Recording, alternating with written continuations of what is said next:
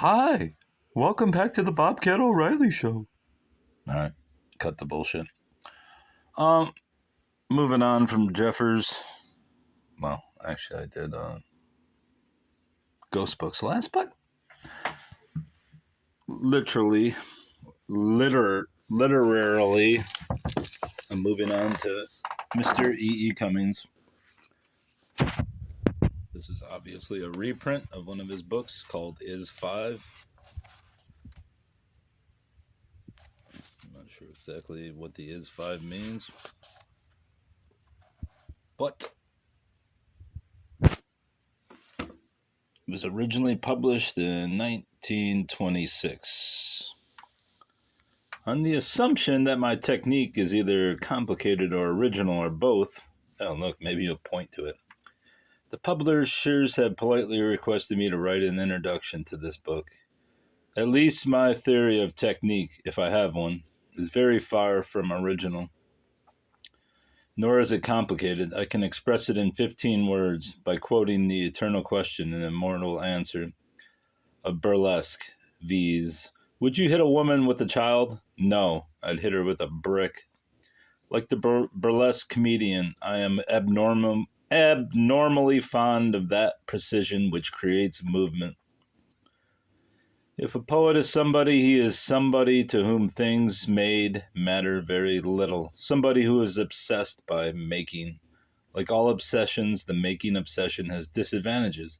For instance, my only interest in making money would be to make it. Fortunately, however, I should prefer to make almost anything else, including locomotives and roses. It is with roses and locomotives, not to mention Acrobat Spring, Electricity, Coney Island, the 4th of July, the Eyes of Mice, and Niagara Falls, that my poems are competing. They're also competing with each other, with elephants and with El Greco. Ineluctable preoccupation with the verb gives a poet one priceless advantage, whereas non-makers must content themselves with the merely undeniable fact that 2 times 2 is 4. He rejoices in a purely irresistible truth to be found in abbreviated costume upon the title page of the present volume. E. Cummings. And as you notice, Cummings' name is not lowercase because he did not use that. He did not change his name to lowercase E. Cummings. He never was, and he never did. It was all a typographical thing by whatever designer did one of his books. There's a whole article written about lowercase Cummings. Obviously, he used it in his writing, but not in his personal life. Complete poems, 1913 to 1962. Let's hope it's a random one. Oh! Ferrer's Books, Bros. Ferrer's Bros, 1975. See if we can find a good one. What is strictly, fiercely, and wholly dyes his impeccable feathered with green facts, preening solemnity, ignoring through its indolent, lascivious, caring eyes, watches truly curving, while reacts sharp, now with blood, now accurately wan, keenly to dreaming more than truth, untrue. The best mouth I have seen on any man, a little fluttering, at the enchanted dyke, of whose lean lips hovers how slenderly the illustrious unknown. Warily as their master's spirit stooping, Caruso-like, examines fearingly and tenderly a recent footprint in the sand of was. Now, you may say that sounds like gibberish, but since Cumming was 10 times, what does that say, a fart? No, was 10 times smarter than you or I, equally insane. It is not all gobbledygook. A lot of it has oblique references and meanings. Anyways, unlike most right-wing insane people. Poets were my first philosophers, so I have an unfair advantage in the oblique itself. 95 poems, E. Cummings. In these 95 poems, I used to be this guy I knew who pronounced it poems. I was like, dude, it's a poem. He wore a ratty ass ponytail that looked like a fucking raccoon's hat. Just obscene. 1958, Timarian, which was his wife, who I found out later he cheated on a bunch of times, and she had men and he couldn't get it up or something. Creepy shit. Never could anyone who simply lives to die dream that your Valentine makes happier me than I. But always everything which only dies to grow can guess, and as for spring, she'll be the first to know.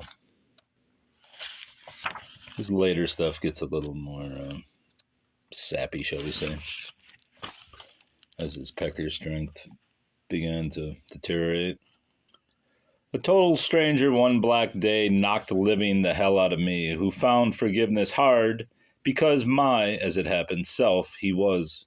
But now that fiend and I are such immortal friends the others each. You see what I'm saying here?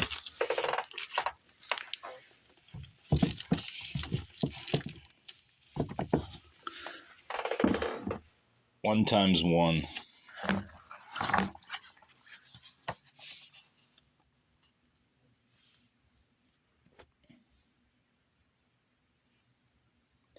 Non-sun blob, a cold to skylessness, sticking fire. My are your, our birds are all, and one gone away the they. Leaf of ghosts, some few creep there, here, or on unearth. That's about the state of modern ghost hunting, to be completely honest with you. You Gotta. That's a decent one. 1944 by E. Cummings. You Gotta, page 7. Let's go to 7, or poem 7. You gotta. You doing. You understand? You doing. You understand them? You gotta get. You understand them, doity? You gotta get rid of. You doing. Oh, nothing. Listen, bud, listen. Them goddamn little little yellow bastards, we're going to civilize them. Cummings was not afraid to use racial terms, as you just witnessed. He was prone to using the N-word and the K word for Jewish people, even though he had numerous Jewish friends who backed his use of the word as free speech, even though I'm sure they probably didn't like it. But Cummings simply didn't give a fuck. And he would defend his speech, sometimes so verbosely that he bit a chunk off his tongue. Absolute savage, this guy was. Of course, he was living on a trust fund, and basically his mother supported him until his mother and father supported him too. He was about 50 years old financially, so he could live in France and in Greenwich Village. But other than that, yeah, he was absolutely brilliant. E. Cummings, the Magic Maker, by Charles Norman. 1964, obviously, to my daughter Nancy. Right. That's just the biography.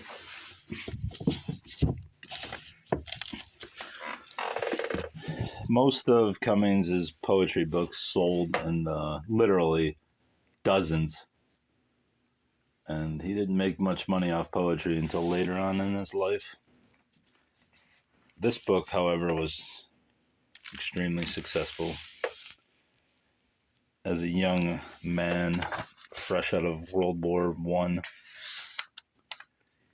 He was a communist, and then he made the mistake of going to Russia, where he learned that communism was not so great. Don't be afraid, but I've never seen a picture you painted or read a word you wrote. So what? So you're 38, correct, and have only just finished your second novel, so-called, entitled E-I-M-I, right, and pronounced A as in A, me as in me, accent on the me, signifying am. How does am compare with the enormous room? Favorably. They're not all at similar. They're not at all similar, are they? When The Enormous Room was published, some people wanted a war book. They were disappointed. When or is it EIMI,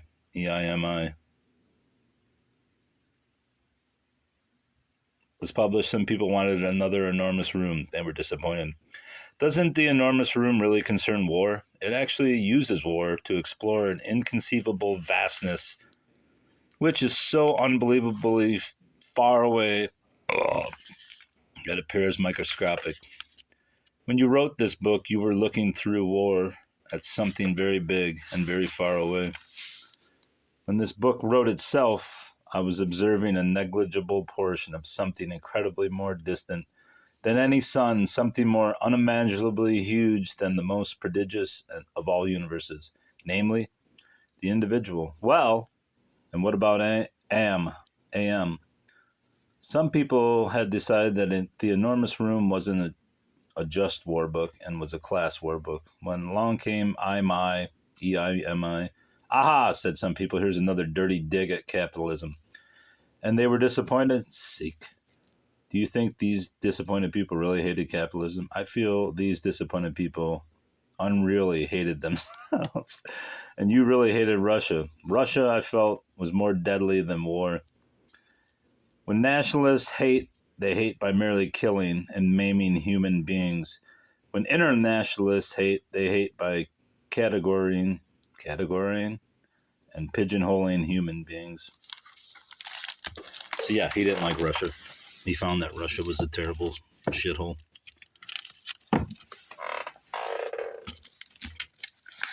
There's the book he spoke of.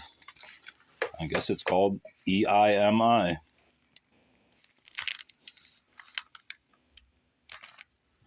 I got this for $15, I think. 1933. This book is very hard to read. I've tried repeatedly, and it's not readable.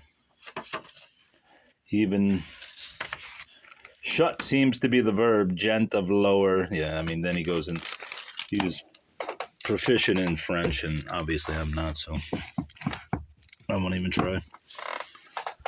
The Selected Letters of E. Cummings, which are absolutely brilliant, especially his exchanges with Ezra Pound.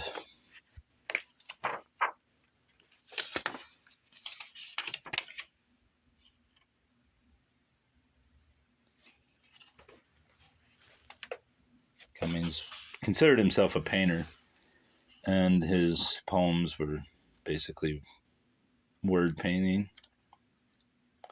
To Ezra Pound, your 14 November adorned with 6 Pegasus and 1 setting up exercise greeting crash patching on Monday, December 9. To hell with Sub Rosa and Entremen sororities or fraternities, very particularly the Pythian Order of Moose. When Callow thou hast attained, my humble servant's experience, all these, thosey, get-togetheries merely mean goosing oneself into a plentiful, perforated brown paper bag, the worser to swim, wine dark, Hellespont, ink. Now something different's a fellow gets word to pay $250 or here a jail sentence or fulfill his jury duty, which he's already succeeded in dodging once. The poor guy serves. At least I did. And that's a distant wail from muttering "thank you, please" to the Carl Wheeler Markham chair of contaminated desuetude and Archibald Benet's parlor de Buries. As I said, Cummings is smarter than both you and I combined, even as a dead man, even as a corpse. Dreaming in the mirror. Now you read this book, you'll understand how fucked up this guy was.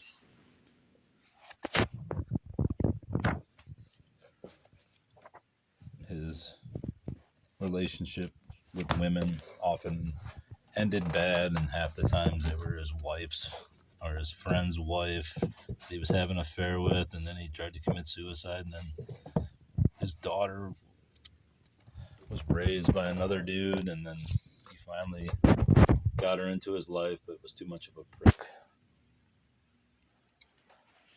to handle the need within her to be fathered by her proper father.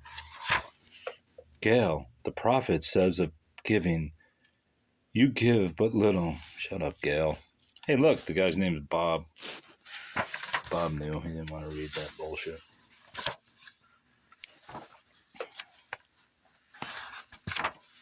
"73 Poems" by E. Cummings. 1962.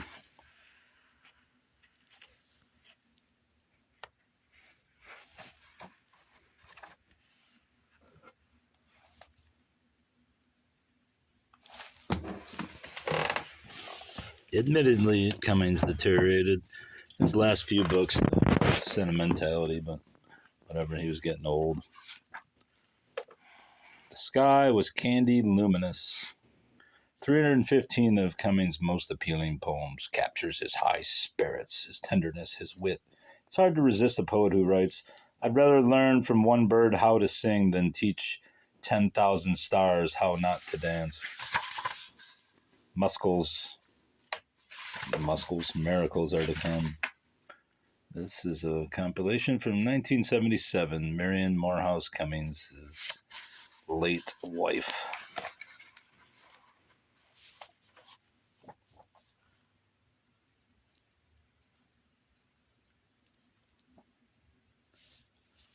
The dirty colors of her kiss have just throttled my seeing blood. Her heart's chatter riveted a weeping skyscraper in me. I bite on the eye's brittle crust, only feeling the belly's merry thrust boost my huge passion like a business, and the why her legs panting as they proffers its omelet of fluffy lust. At 6 exactly, the alarm tore 2 slits in her cheeks. A brain peered at the dawn. She got up with a gashing yellow yawn, and tottering to a glass, bumping things, she picked warily something from the floor. Her hair was mussed, and she coughed while tying strings. See, that's fucking brilliance. He wrote 10 pages, but instead he wrote a little discombobulated verse that conveyed 10 pages of prose in about 57 words. Viva! 1970 live. Most of these books were very rare in their original printing, since not many of them sold, and thus Live Right did a reprinting of most of his classic books. But weirdly, they put them all in these elongated paperbacks, which are kind of creepy. I don't like them.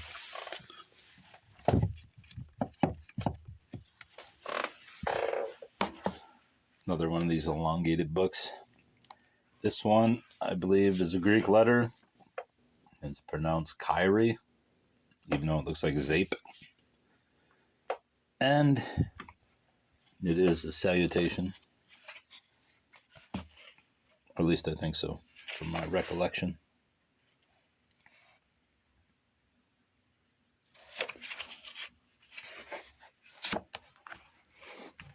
Thing with Cummings is, I'm not going to break the spine of this book, but most of his books are experimental, and then you get the 5 to 10 classic poems out of each. There's more E. Cummings selected and collected poems than probably any other poet. And that's because college girls loved him. He'd write about little birds. 1965, Marion Morehouse Cummings. Little tree. I like my body when it is with your body. It is so quite a new thing.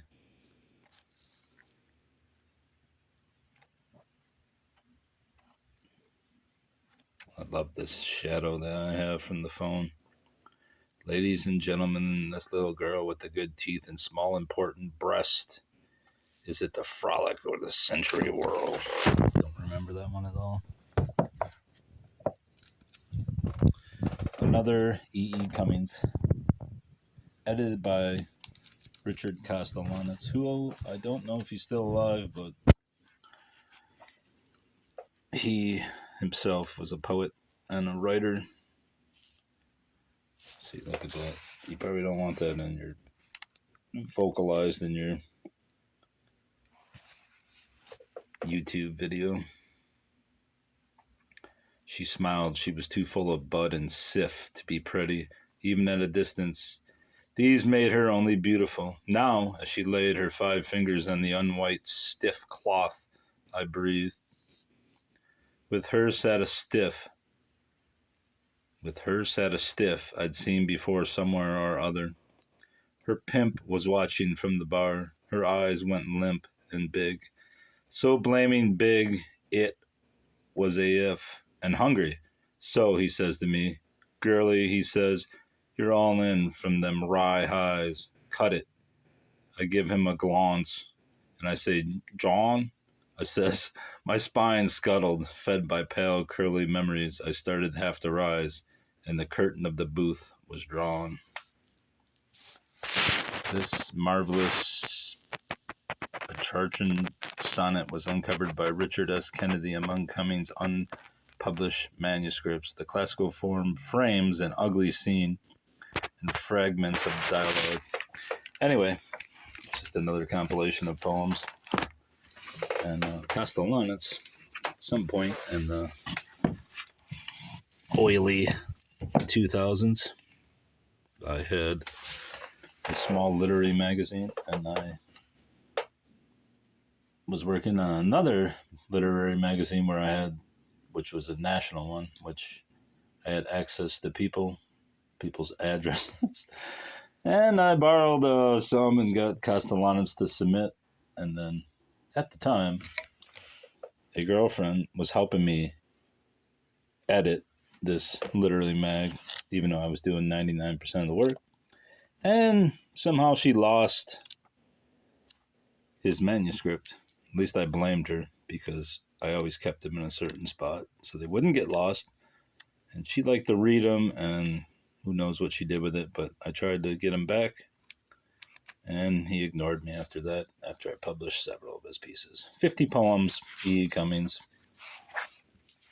E. Cummings is by far the most unconventional poet ever to achieve worldwide recognition. The brilliance and irony of his poems have captivated many readers, and his unusual experiments in form have evoked endless commentary and debate. In this volume are 50 of Mr. Cummings' most representative poems. Again, a collected.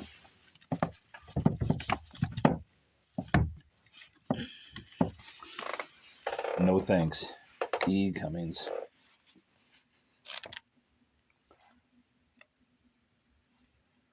Originally published in 1935, reprinted in 73 and 8 by Liveright. And there's an urn. I believe these were all the publishers who rejected the book, and he made an urn to them. The present typescript edition, which is based on the poet's first corrected manuscript, It's the first complete version of the book to be made available in a separate volume since its initial publication. E. Cummings' 6 book of poems appeared in 1935. No thanks to the 14 publishers listed in the initial dedication who had rejected it, and thanks to the poet's mother who paid for its publication. The volume includes such favorites as sonnet entitled How to Run the World, and May I Feel, said he, Jehovah Buried, Satan Dead, Be of Love a Little, and the now famous Grasshopper poem.